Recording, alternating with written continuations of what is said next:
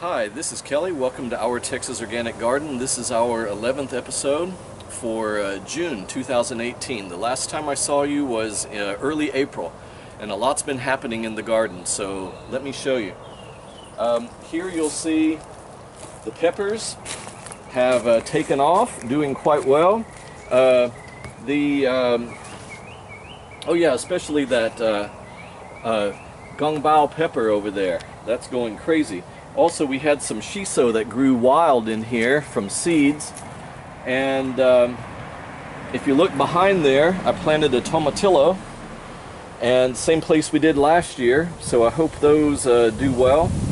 And the only thing I'm disappointed in this bed right now are the really teeny okra. They haven't grown much at all, but I just cut some of the pecan tree back above, so maybe they're going to get more sun. We've switched the eggplant and okra this year to different beds. The last time I showed you, I was going to plant these Thai long bean, and here they are. No beans on them yet, but as you see, they're growing on up. They should get a few more feet around, and then we'll get a lot of foot-long beans from these, I hope.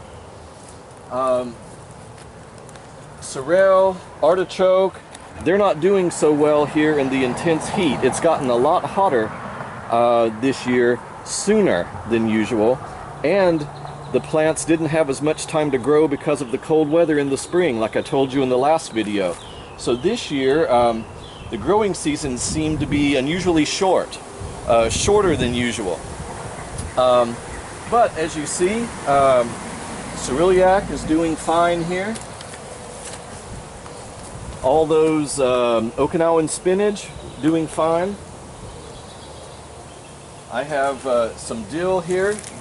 A couple of weeks ago, these artichokes were looking really nice, but as you see, they're all going to seed now. But we ate about half of them, and we kept the other half for decoration. You come on over here. If you remember last time, I showed you the potatoes in this bed, and we had a really nice potato harvest. I'll show you some of those in a minute. This is the Goya, the volunteer variety, one that came up here. I don't know, wasn't expecting it. Actually, we're going to put the daikon in here in another month or so by seed, but this year, instead of the Korean daikon radish, we're going to use the Japanese daikon radish. Plant them a little bit sooner. We'll see what happens. Also, volunteer pepper. The Swiss chard here is still doing okay. If you look over back in this bed, I have all these seeds that have dried now. I'm going to get them from the broccoli. Originally we had some squash and zucchini in here that filled it up earlier. They got knocked back from the heat. We still have some carrots. If you see here, these are the carrots flowers. They're blooming. And let's see, I'm going to try and get one of these purple ones here. Let's see. Yeah.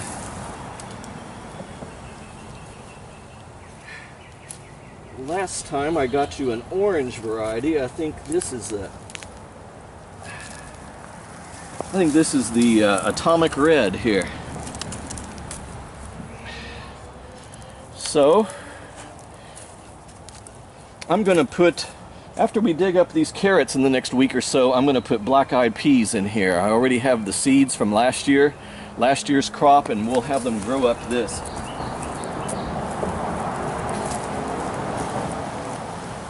Another thing here, you can see some of the Himong cucumber.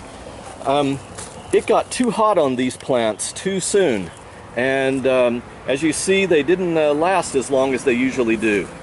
I'm a little disappointed this year, but I'm going to plant another batch soon, and I'll show you a larger one in a minute. Here are these beets.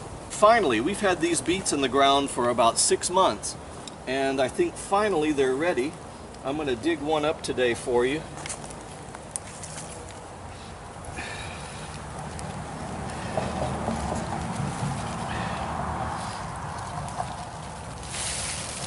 Oh yeah, that's a nice looking beet there.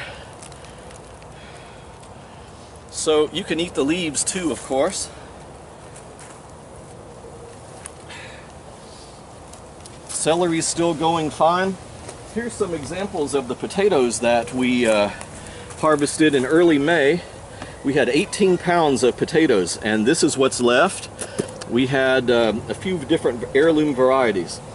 If you look over here, these are some examples of the tomatoes that we've had in the last few weeks. The tomato season pretty much stopped for me. I know it's continuing with other people in other parts of America, but here it's gotten too hot. We have a few still left on the vine, but this was pretty much it. We took these out of the storage to show you today. Also some varieties of the peppers that we have gotten so far this year, as well as two varieties of squash here, the spaghetti squash and then another variety there. This is a better example of Hmong cucumber. This is what they should really look like, and if you've looked at our videos in the past, you will recognize it. Okinawan spinach doing fine here. I got this wall I was hoping to have with the Hmong cucumber. It's not going to be as nice as the one last year, but different weather for a different year. I have Kentucky beans here, Kentucky Wonder pole bean. See what they're going to do, and let's move on. As you'd see here, the Swiss chard that looked so nice a few months ago, it's not looking so good now. The one that's back in the shade's doing better. It's just become too hot. In the day I put some shade cover over here to shade them. And if you look behind here, you saw the peppermint in last video, and it's more than doubled in size. The shiso, the Japanese basil's fighting for its survival in there, but they're both growing. All of them came from seed from last year. The difference is we have eggplant going back there now. That's where the okra used to be from last year, and some beans behind them. If you see the tomatoes over here, they're still doing fine. I put some mulch on them. In general, the one thing I wanted to mention today about mulching, when the weather's hot like this, take some of the micro-life fertilizer, the pellets you can get at the nursery. It's an organic fertilizer. Put some down on top of the soil, work it in a little bit, then put some compost on top, and then put hay around it. And that will help keep your plants cooler and absorb water more in this hot weather. That's what I did with the tomatoes today, and I've been doing it the last couple of weeks around here. Over here, we had several tomatoes you saw from last time, but they were sensitive heirlooms. I got some tomatoes from them, as you saw a few minutes ago, but the plants died. There's one called Hillbilly that's still going, though, so I'm hoping that Hillbilly tomato will produce some more over there from the heirloom stock. We had a lot of shiso this year that just kind of came up from seed, and I just left it all over the place here. If you come on around, you'll see the Goya. It's starting to come up now, and I have this wall I've built for them. I hope it's going to work for them. I have a few more I'm going to plant down there as well.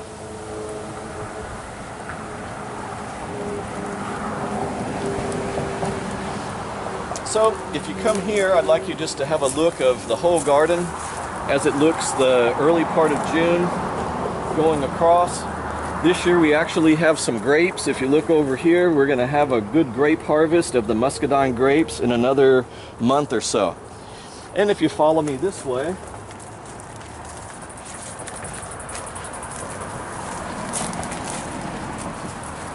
now it's time to get these yellow onions.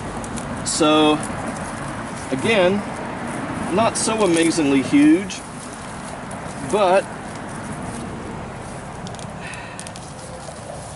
I think they did quite nicely for this bed here. It's the best thing that's ever grown on this bed that we got some good yield. And finally, if you come on over here, if you remember, I planted the Moroccan garlic, and it was a pink looking garlic that I put in the ground in multiple buds. This is what I got today from the Moroccan garlic. So it's just single bulb, not multiple like the way I bought it, but maybe I just needed to put in a little richer soil. I'll try another time and experiment with that. In the background you'll see we have the sweet potato vine came back. I have moonflower growing up as I usually do. There's some varieties of pepper in here, as well as this Okinawan spinach growing quite nicely there in the pot that I had saved in the winter. So that's it for today, and I hope you see the progress that's been happening here, and we'll see you soon. Probably not during the summer, but maybe earlier in the fall when we get the fall garden starting. So here's to happy gardening.